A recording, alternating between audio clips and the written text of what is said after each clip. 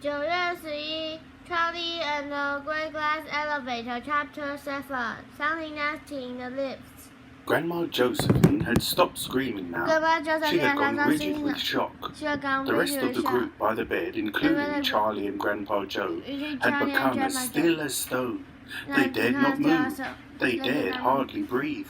And Mr. Wonka, who had swung quickly around to look when the first scream came, was as dumbstruck as the rest.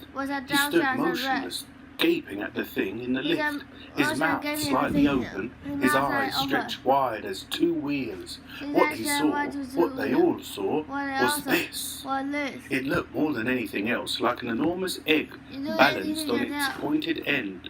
It was as tall as a big boy and wider than the fattest man.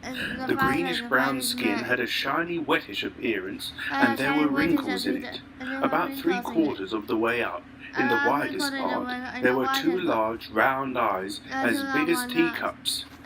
The eyes were white, but each had a brilliant red pupil in the center. The red pupils were resting on Mr. Wonka. But now they began travelling slowly across to Charlie and Grandpa Joe and the others by the bed, settling upon them and gazing at them with a cold, malevolent stare. The eyes were everything. There were no other features, no nose or mouth or ears, but the entire egg-shaped body was itself moving very, very slightly, pulsing and bulging gently here and there, as though the skin were filled with some thick fluid. At this point, Charlie suddenly noticed that the next lift was coming down. The indicator numbers above the door were flashing 6, 5, 4, 3, 2, 1, L for lobby. There was a slight pause. The door slid open and there, inside the second lift, was another enormous, slimy, wrinkled, greenish-brown egg with eyes. Now the numbers were flashing above all 3 of the remaining lifts.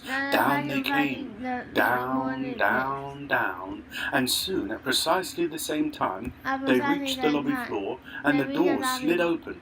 5 open doors now, 1 creature in each, 5 in all, and 5 pairs of eyes with brilliant red centers, all watching Mr. Wonka and watching Charlie and Grandpa Joe and the others.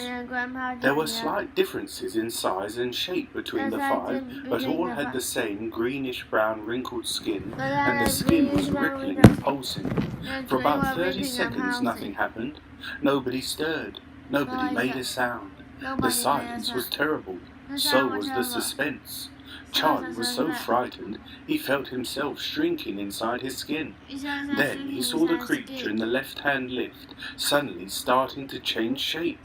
Its body was slowly becoming longer and longer, and thinner, going up and up towards the roof of the lift, not straight up, but curving a little to the left, making a snake-like curve that was curiously graceful up to the left and then curling over the top to the right and coming down again in a half circle.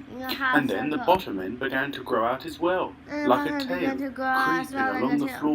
creeping along the floor to the left, until at last the creature, which had originally looked like a huge egg, now looked like a long, curvy serpent standing on its tail.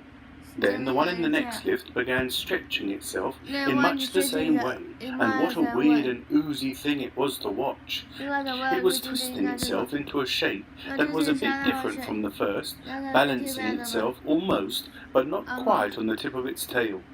Then the 3 remaining creatures began stretching themselves, all at the same time, each one elongating itself slowly upward, growing taller and taller, thinner and thinner, curving and twisting, stretching and stretching, curling and bending, balancing either on the tail or the head or both, and turned sideways now so that only one eye was visible. When they had all stopped stretching and bending, this is how they finished up. "Scram!" shouted Mr. Wonka. "Get out quick!" People have never moved faster than Grandpa Joe and Charlie and Mr. and Mrs. Bucket at that moment. They all got behind the bed and started pushing like crazy. Mr. Wonka ran in front of them shouting, "Scram! Scram! Scram!" And in 10 seconds flat, all of them were out of the lobby and back inside the great glass elevator. Frantically, Mr. Wonka began undoing bolts and pressing buttons. The door of the great glass elevator snapped shut and the whole thing leaped sideways. They were away. And of course all of them, including the 3 old ones in the bed, floated up again into the air. Chapter 8. The Vermicious